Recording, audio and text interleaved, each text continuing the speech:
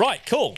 Today's episode is going to be an interesting one, man. It's going to be a little bit different. It's been semi-requested, and we kind of put it out to the audience to see if they'd be interested in it, which is some case study stuff, dude, where we're going to get to share some of our work, go a little bit more in depth around the ideas, the creative thinking, some of the issues, some of the good things that happened, bad things, all the things that happen in between them, and share some visuals and stuff. So if you're only audio only, we'll be as descriptive as we can, but if you are watching, even better. You get to see some stuff on screen at the same time, which is exciting. So this week, I'm going to be sharing a case study with you guys for it's a strange one. It's an odd one. It was definitely a challenging identity and brand that I worked on for many different reasons, which we'll get into. And then next week, Jack's going to talk to us about one of his amazing projects that are really exciting. He'll probably articulate it better than I will. But right, should we get into that? Let me share. I'm going to share my screen with Jack so he can see what's going on, and then everyone else will get to see. Give me something to drool over.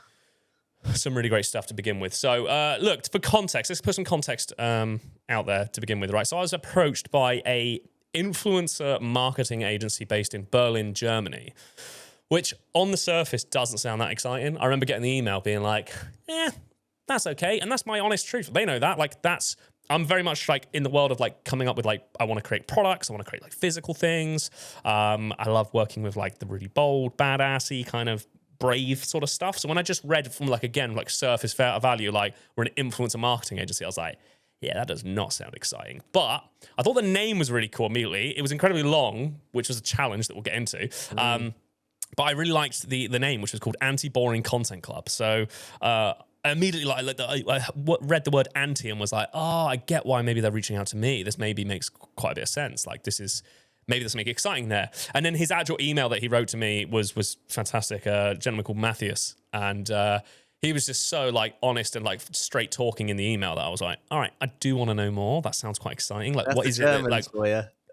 Yeah. Like, what is it that's so exciting about this project? Like, why do I want to pick it, to kind of spend the next 8 to 12 weeks working on, right? So we jumped on a call.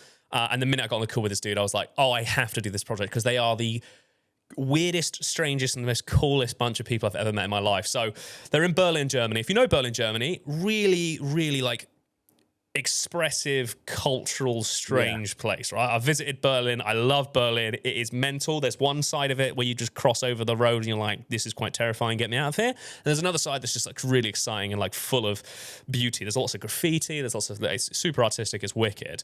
And they were they were the embodiment of that. These guys were crazy. So straight away, from the get-go, he's telling me like, look, we're an influencer marketing company. We help that basically what we do is we actually partner influencers, people that make content creators with brands, but we don't do this whole like put them together and then kind of let the brand decide what that influencer is going to go and create. We understand that the content creator can make some really brilliant, amazing content, and we want the brands to respect that, to get the very best out of it, still do obviously what's intended, but we want to partner people that want to do like really brave sort of content, real like.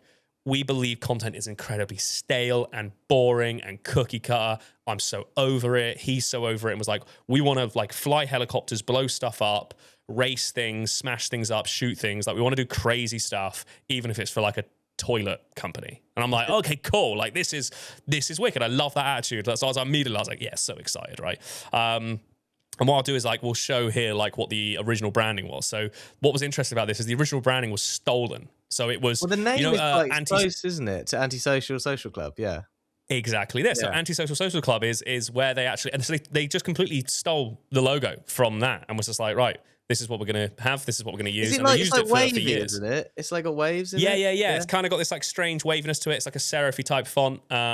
It's super interesting. I remember seeing it because again, like, I looked through to their website and was like, hang on a minute, I know that. That's Antisocial Social Clubs. Like, how are you getting away with this? It turns out they know the guy who runs that brand and just asked him like, don't suppose we could just use it? And he was like, yeah, do what you like. So yeah, their attitudes are wicked, dude. So I was so on board. I was like, this is the right project for me. But they just knew like, okay, well, we desperately need we don't have an identity. We just got this one logo. That is it. And we've used it on everything. That's it. We make loads of really cool merch and other like strange things. But that's kind of it. We got this really great sign outside of our office that just says anti, and it's like red neon lights. And I'll show it here as well. You can see it. It's absolutely mental. But really, really cool. And then he was like, oh, I also roll around in a golf cart. He goes, I don't have a car. I've legally been able to find a way with the government here in Berlin to be able to get a golf cart on the road. that I can drive around. So that's what I drive around in because I think it's cooler. I'm like, they're just mental. They're absolutely like insane and mental. And they also have worked with Casey Neistat, which I thought was really interesting. Big fan of Casey Neistat. Oh, yeah. They've both got exactly the same tattoo on their forearms, and they'd worked together in the past. So I was like, this is all, I'm in. I love the challenge. How do we make this really like bold, disruptive, super like a kind of anti-establishment, aggressive brand and identity, but for ultimately for a marketing agency, right? Yeah. Loved that challenge, man. Was really excited about it. And so much of like their personality, like it wasn't the craziest. I wasn't scared. I wasn't like, oh God, where do we even begin with this? Because they had so much personality and they had so much like all their language was there, like the way they wanted to operate. They were very clear with where they wanted to go with things, which obviously made my life so much easier. Yeah.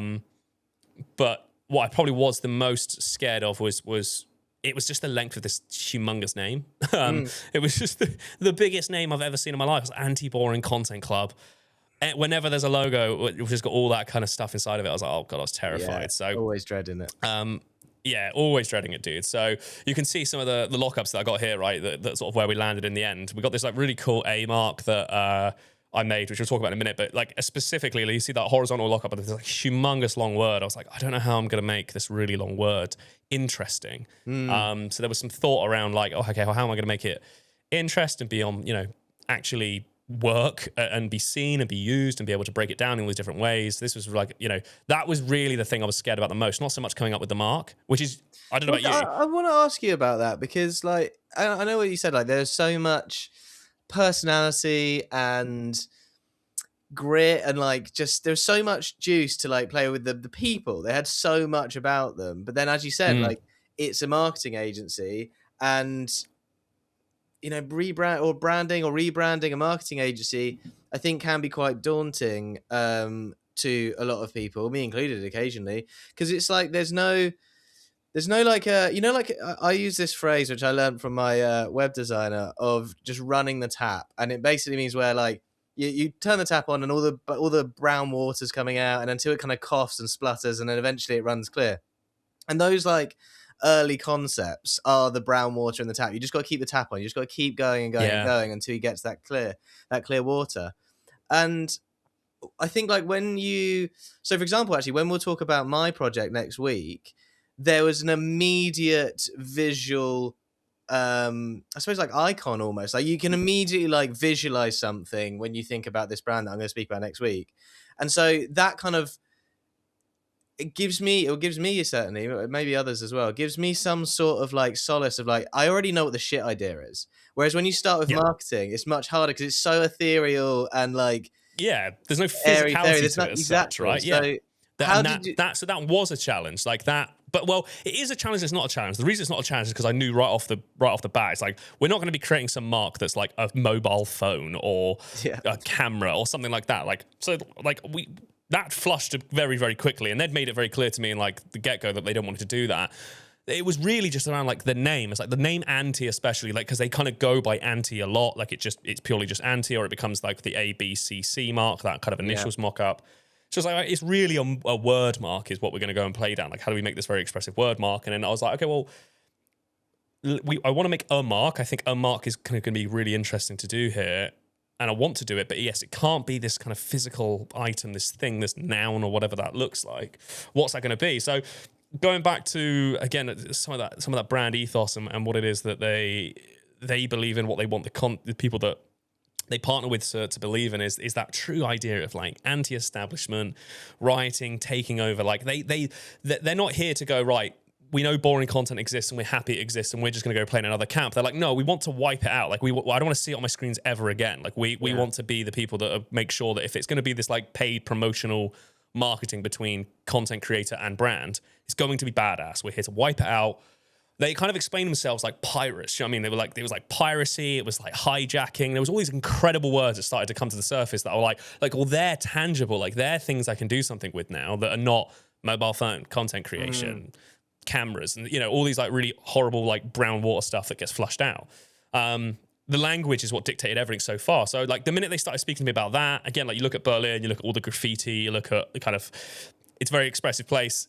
Yeah. This idea of like anarchy came over of like, let's riot this thing, this anti-establish this thing, let's break it all down. What if that was the theme? What if the theme and the lens we looked at through all of this, even a logo mark, was this idea of anarchy, rebellion, takeover, piracy, and things like that? So let me just anarchy being the right word. for a sec, Go for it. because I think like one thing that, as I kind of already said about like marketing, a marketing agency, there isn't something so visceral that you can kind of point to and be like, that's like it's such like an ethereal, airy fairy industry, really.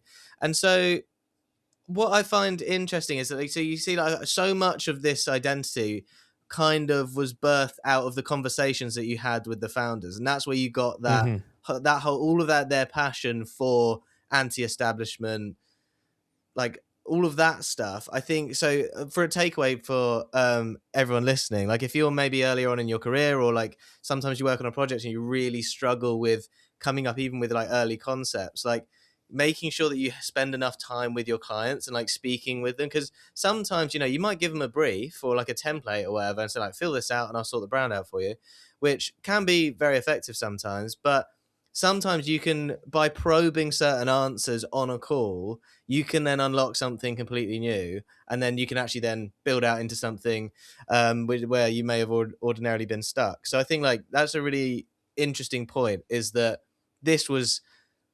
it wasn't necessarily birthed out of anything to do with marketing. It was purely based on the conversation about the ethos behind it, which is really cool. Yeah, it's the belief in their marketing. It's the belief it's their belief in what marketing should be and is. That's where the ideas come from. Couldn't get to those ideas without having this kind of conversations, right? We could, because it was clear as day that there wasn't this like particular object, this icon, this thing that we could grapple onto right from the get-go. I was like, okay, well, we need to sit down and have this kind of conversation. And because there was a few of them involved as well, there's like 2-3 of them that kind of direct it and look after it.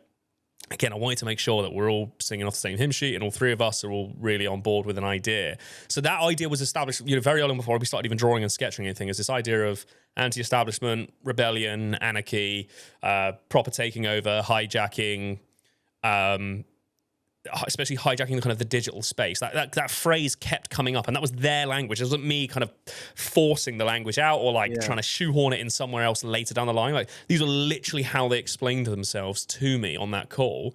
So it wasn't until we got to the end of that and I looked back, I was like, oh shit, there's some idea. There's actually some really like tangible ideas there. Like, what does that look like? What does anti-establishment look like? What does rebellion look like? What does a hostile takeover of a corporate company look like visually? That's where actually a logo idea started to come. And then it's just about how do I look at this logo, this word mark, this type through that lens and what comes at the other end of it. And that's where I ended up landing on this really strange digital anti-version of itself anarchy symbol. I was like, okay, we loved the idea of the anarchy symbol. If you can imagine that flag, right, with the big A on it. Yeah. I was like, well, this is perfect. They're called anti. What's their version of an anti symbol, right? And if they're playing in the world of digital and media and content, we can kind of lean into that. Maybe there's a way we can subtly suggest it without putting a phone in there or some sort of visual cue that stinks of obviousness. Like, what if we took this very digital, very sterile, very blocky, very systemated, very AI corporate crap,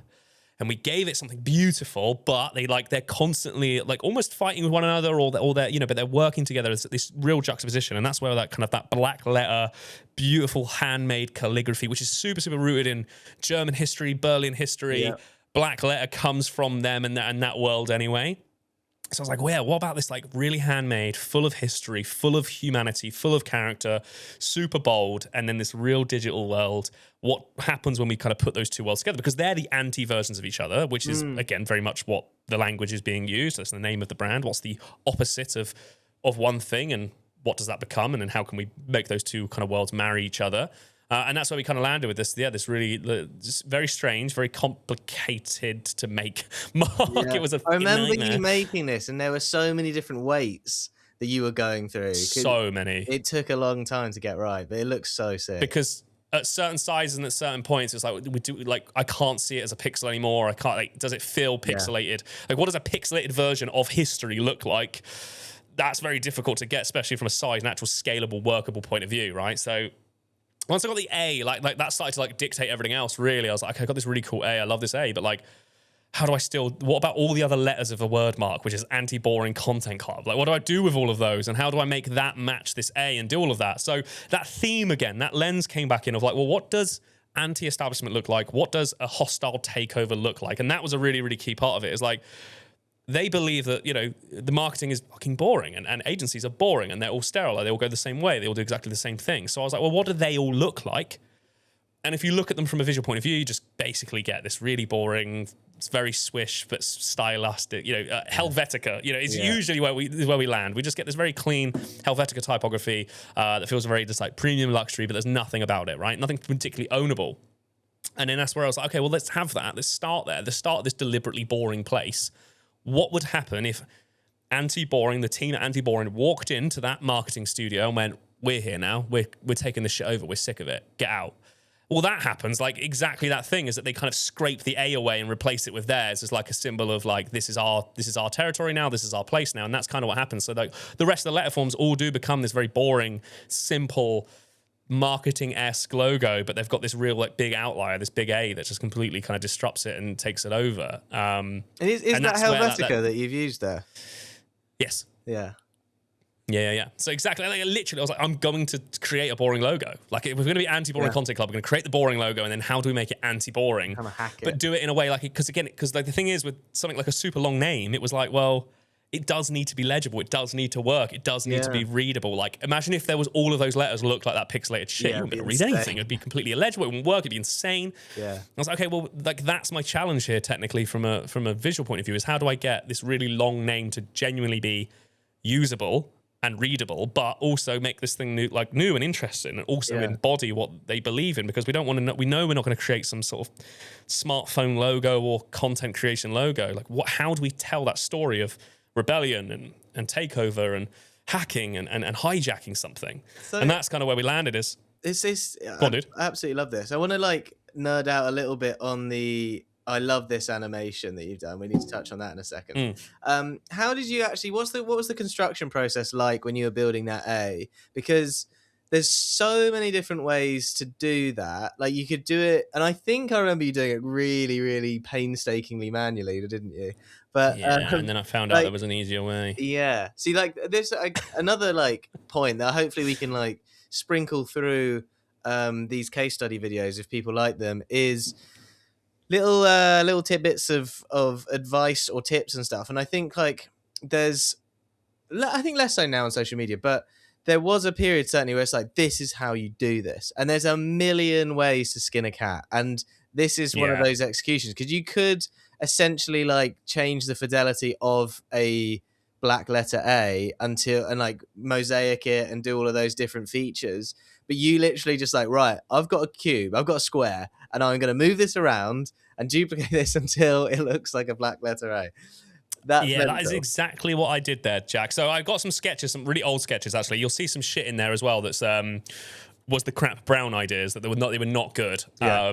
When it came to this kind of A mark and that. There was this whole idea around like, because there was another lens we could look through, which was like a cult-like lens. They wanted it to feel maybe a little bit even like naughty and cult-like you would join the cult, you're anti this, you're going to join.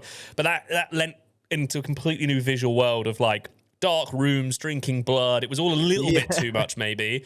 So we came back to this more like anti-establishment type sort of situation. Yeah. So you'll see some of those like first sketches of like this like hidden cup of blood inside the A, and it was just like super over the top. But I just started with the bones of what makes a good black letter A, and looked at a bunch of them, sketched some out, and made some tweaks in a very raw way, like not thinking about it from a digital aspect at this point of like, okay, there's like an actual real black letter A.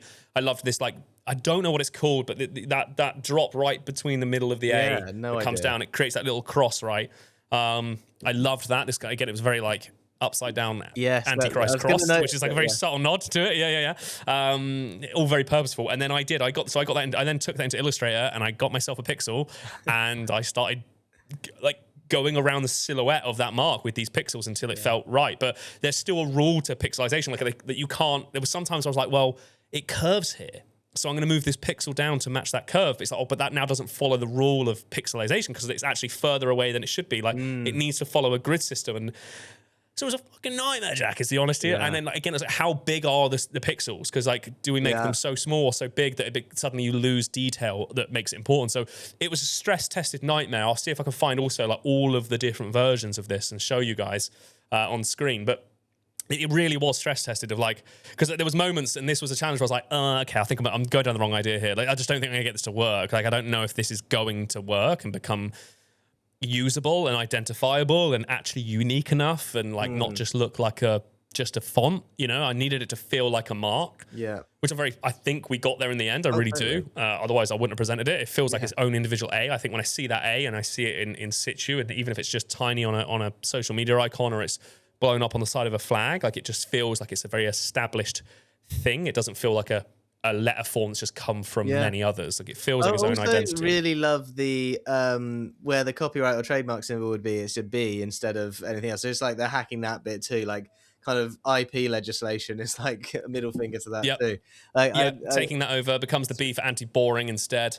I think I think so. That's what I've said this a bunch of times, but when I see good work that I know I wouldn't have made that decision, it gets me like super hyped. And I know that I would not have made that decision. I would have gone with a C in the circle if I had come up with the rest of it, because I'd be like, oh yes, for club and for copyright, that's fine. But it continued the ethos even into that, which I think is a really lovely touch.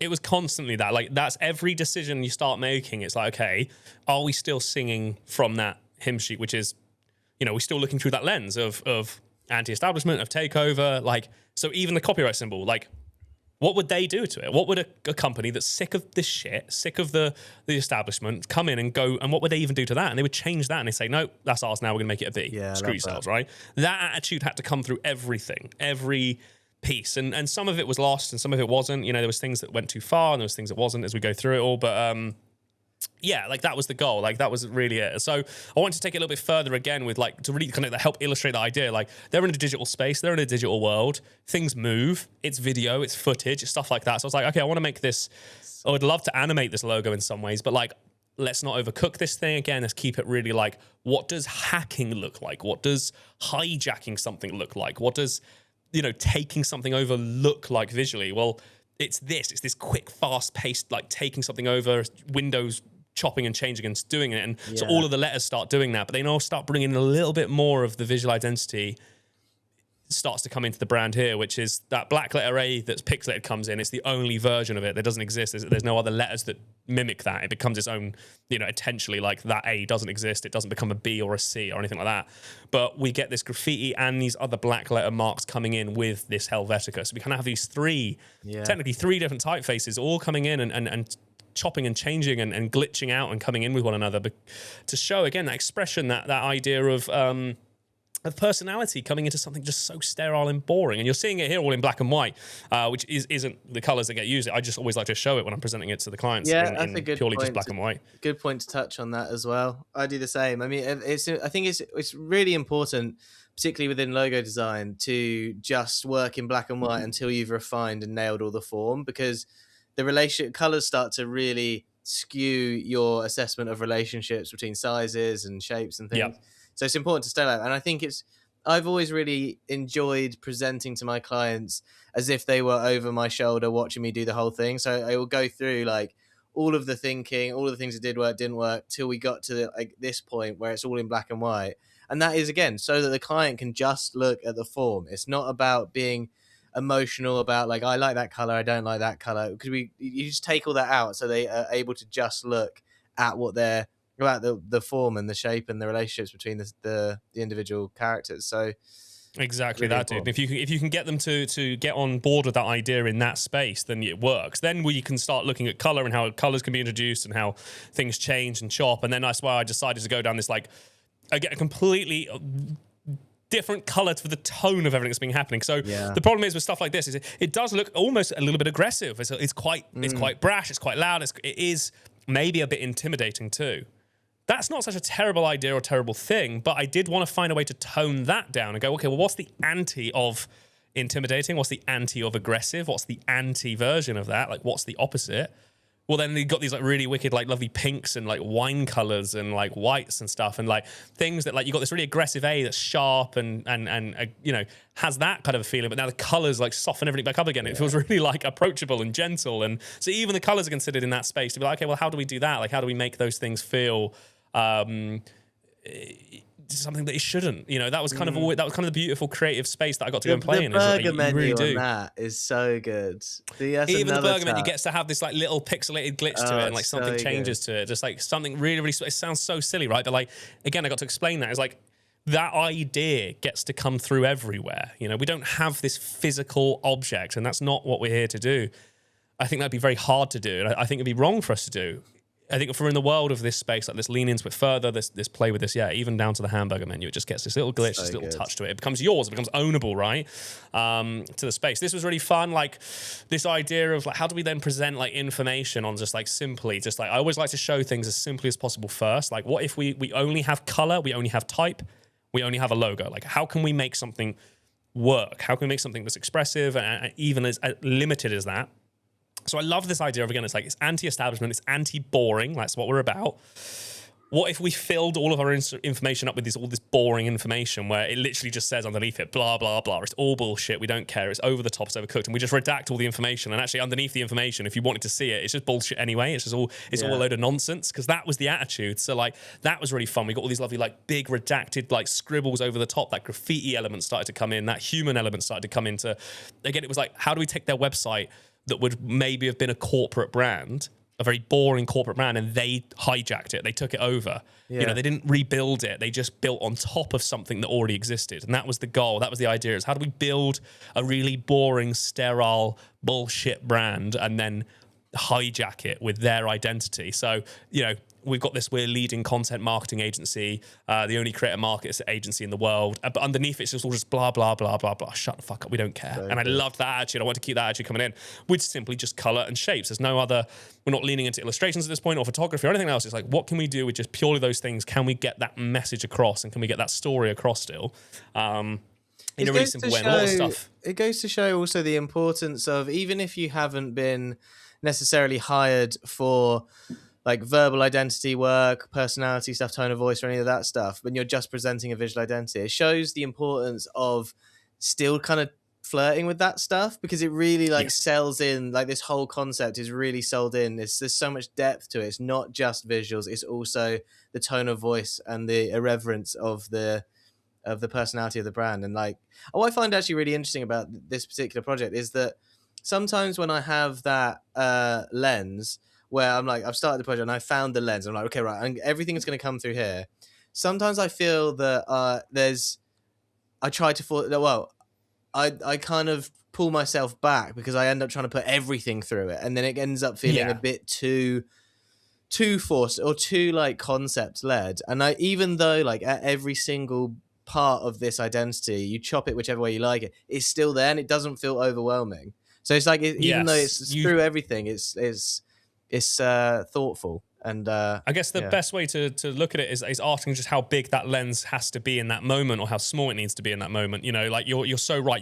If you're trying to find that one lens to look through, and if that lens, for example, like this is that anti-establishment, you can overcook that so much. You could make everything like that, and then it just feels like muddy, or it doesn't make sense anymore. Like, look, we're designers, right? Clarity will always win. Clarity is the king here over anything else. It's like, is the message I'm putting out clear? So if that lens starts to prevent that from happening, and actually the message isn't clear anymore, that lens needs to just become a bit smaller. And maybe there's still a way to find a way of creating something that would maybe just be inherently just a little bit cookie cutter into something a little bit more personality led or character led or whatever that you're trying to achieve. But it doesn't have to squeeze too far through, you know, like we can still just have photography without having to do too much to it. But at this point, what we're looking at here is like, this is all concept driven stuff at this point. This is me presenting a concept. So I always like, in the concepts, I do push it pretty far. I'm like, how far can we push this? And then we'll see kind of from feedback. It's like, well, that's too much, and now that's not enough. And we can, you know, that's where those feedback sessions kind of come in. So even again, just down to like, okay, well, what does photography and type and illustrations all start to look like if we put the two together? How do we graffiti over the top of our own photography and draw over the top of it and be a little bit tongue-in-cheek and a bit naughty and use some of that verbal language now that's happening? How do we bring in a little bit more of the those type changes and things happening? Again, we've got that little bit of a boring standard cookie cutter typeface where it says relevance instead of noise, and then we've got that N and that S suddenly changing to those two, like black letter and graffiti, right? So like we're getting to use, again, like the bare minimum to try and do something quite maximum with it. Like that's kind of that. How do you do a very minimal thing as a maximalist? You know, again, like even that comes into it. This very like anti of those two worlds together. And like this is where it's fun. You start those colors start to come in, like that pink and that wine kind of color together. Nice. I think it's so gorgeous and so juicy. And we can start to see like their photography was also wicked. They'd already had a lot of this stuff done before we started working together. So that really helped dictate some of the. Some of that language and some of that, that visual direction that we wanted to go down. They had all these like kind of pink hues to stuff anyway and tones. He sat on a big, stack of pink money cash, and there's all these other black and white elements coming into it. But it's very, there's a lot of attitude driven. It's very characterful. It's got almost an intimidating look to it, and that's again on purpose. So then suddenly we've got an intimidating stance. A guy looking at me quite intimidating. Everyone's wearing black, and there's this really just like beautiful pink logo over the top of everything. It just kind of like softens us all again and just like brings us back down to like, oh, this isn't too scary. That's the goal. Like that's the thinking there with those kind of things. Same with like illustrations as well. Like I had so much fun. They really wanted to do the illustration stuff. Again, if you look at like how do we bring in so much in this space as well. And I know you've done this because you've worked in some of the marketing space before, right? There's a lot of like iconography gets used a lot for like research data, video views. It's super iconography based, and it's always like these tiny little simple icons that are really geometric and all that kind of stuff. So we're like, okay, well, let's not do that. Let's be really illustrative, and again, lean into that further with the graffiti and things like that. But it was about taking like objects that were maybe inherently boring and doing something really like fun with them and doing the opposite of what they maybe were intended to be used to do. There's a little signet ring you can see here, which was just an idea that they shared with me, that they really wanted to make an actual signet ring with the A in it. That they could send to their clients after they've worked with them to be like, you're a part of the club now. Because they wanted that club feeling in it, right? So I was like, I drew this little like, what does that A look like on this? But it's still in this scrappy. And that was, it's really hard to do as well. Trying to illustrate badly, but it feels like it's got charm. And do you know what I mean? Like, it's like, I wanted to really lean into like quick style, like doodles on the side of like a subway train or on the side of a bus stop but like, unless you go and do that, like it's hard to get that charm. And we're doing that here in my computer with like too much like close up to it. So it's very hard to do. So I had to like go right back and just purely like work with pen on a paper and just draw as scrappy as I can, and then bring it in and try and make it actually like a usable case inside of all of this. But again, color really like sings in this moment. You've got this like signet ring that looks quite aggressive and scary, but you got like, and boring is the enemy underneath it, but it's all in like pink and white and stuff. And it's like, it just like softens the whole thing. We got a golf cart which says like anti out of flames, which is his golf cart that I spoke to you about earlier. Like he has that golf cart that he rides around on.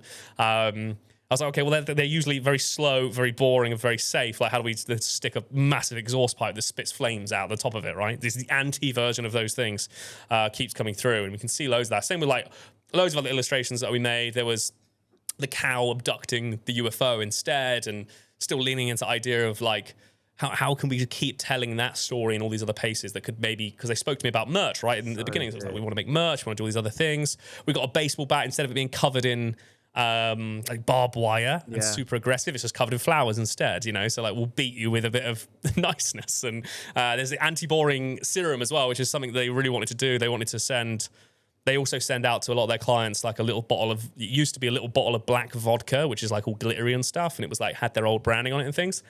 So I was like, okay, well, like, how can we do something interesting with that? And again, like leaning back into a smidge into that cult-like thing that they spoke about, I was like, okay, we could go, how far can we push that? This was an idea of bringing it back a little bit, which was, what if we had like a little bottle of vodka, but we call it like anti-boring blood, but we scribble out the word blood and put serum instead.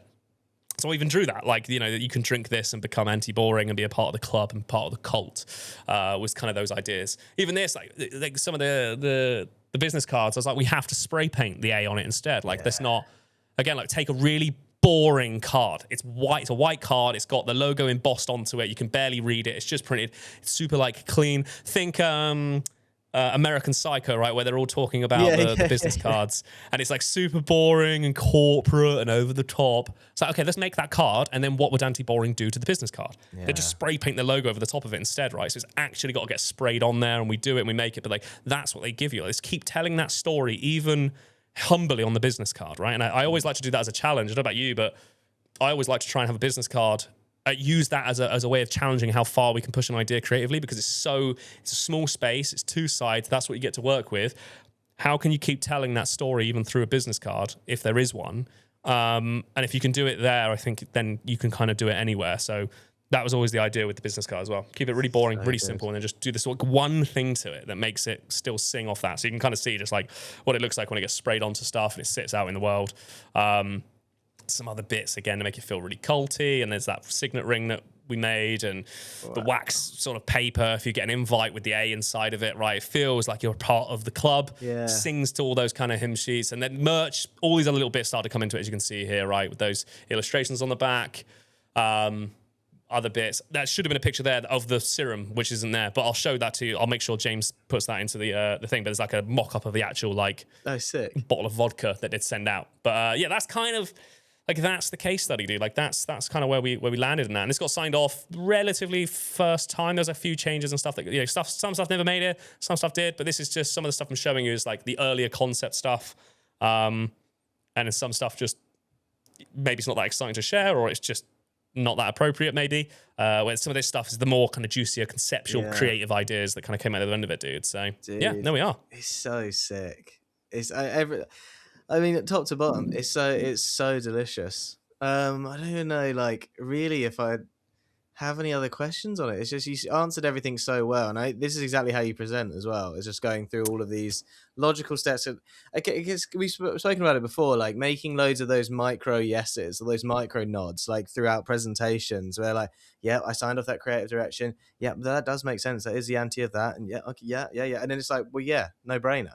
Like it's absolute money. Absolutely love that. And like your illustrations piss me off so much. I cannot do it. And as a result, actually, as we'll go into our next podcast talking about the project that I worked on, I'm hiring an illustrator because they're just like, there is no way that I can do that myself.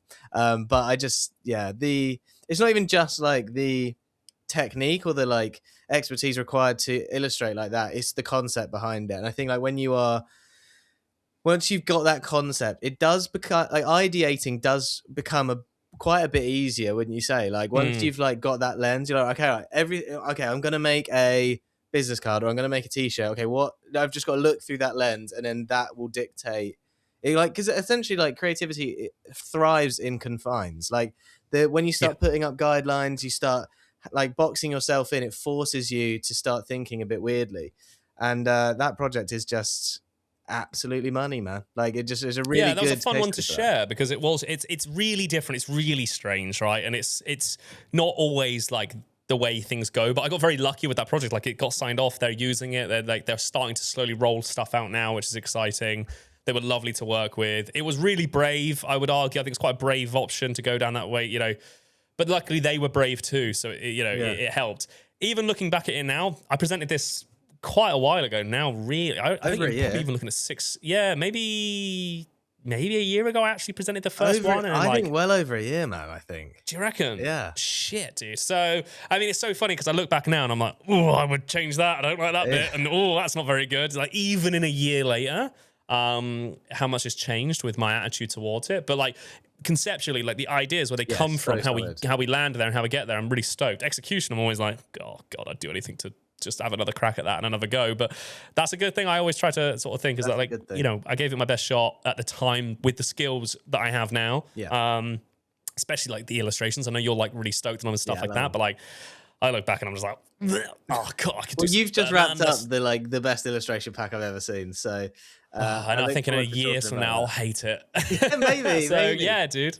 But there you go, man. So that's one of my case studies. I'm really stoked to be able to share that with you. Hopefully that gives you a little bit of idea of like, again, just some of the thinking that goes behind things, like some of those decision makings that happen. And I imagine moving forward, there'll be some other, because this was kind of like a home run. I got to present that. It was all pretty good. There wasn't crazy amounts of like feedback and nastiness. So other than just learning conceptually some ideas and some techniques, maybe in the next case study that I share or do, I'll pick one that was like a real challenging and we can learn from some of those other things, like from just clients' feedback, or maybe couldn't find an idea and it was harder to do. But it's a nice little soft tease into sort of these more case study sort of driven videos. So yeah.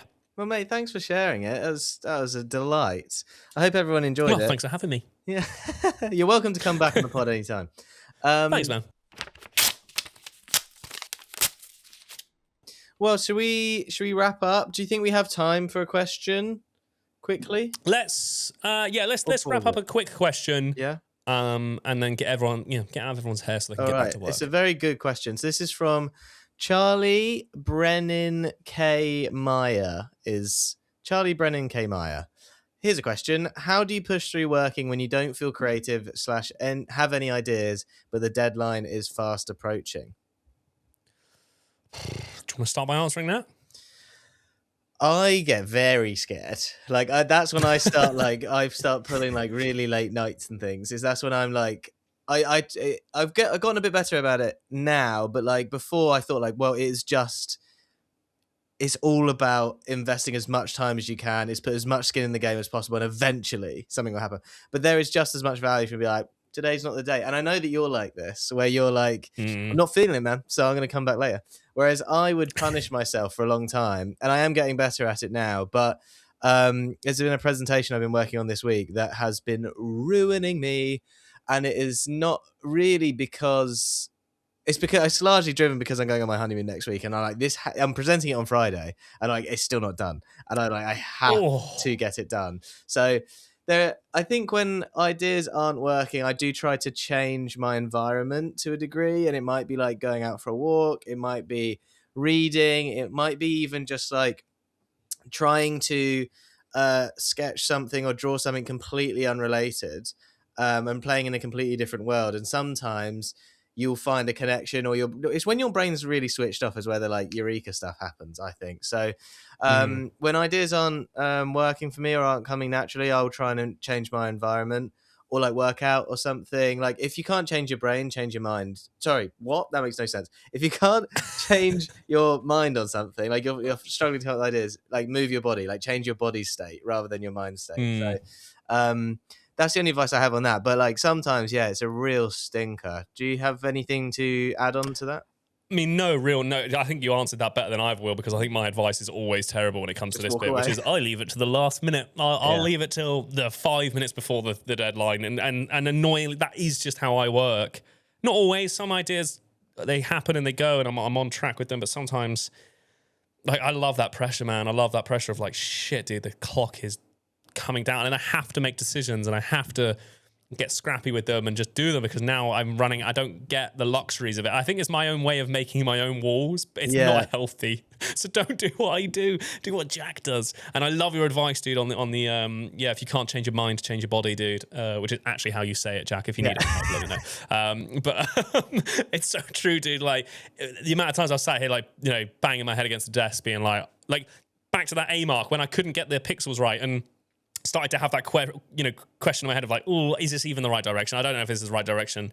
I remember walking away from that. I completely just get out of the way of the project, regardless of timeline. If I have to then go to the client and say, look, I know I said I'd share this with you next week, but I'm sorry. I'm just not happy with where I am. Yeah. Can I have another week? I'd much rather ask for that than to force something that I'm not happy to do, have a really horrible time doing it, and presenting something that sucks balls anyway. And they look at me and go, we don't like this. And then I have to add another week to the thing anyway, right? They'd have looked at me and said, well, it's not good, so go back again and try another version 1.7. And I'd be like, well, it's taken me another week or two to do it. So just ask, I think is the real best bit of advice I could give you. I don't always do it myself, but again, there we go. Right, nice one. I think that's a lovely, lovely episode. Thank you all so much, team, for having us and having me. Next week, you're going to be getting to see Jack's lovely work. I'm very excited about it too, so thank you all so much. Jack, where can they find you? CHITTCO, wherever you watch anything. Nice. And you can find me at cj.kinley.design. It's like anti-boring context. There's so many characters. It's so long. So boring. Right. Thanks so much, team. See you later. Love ya. Bye. Peace.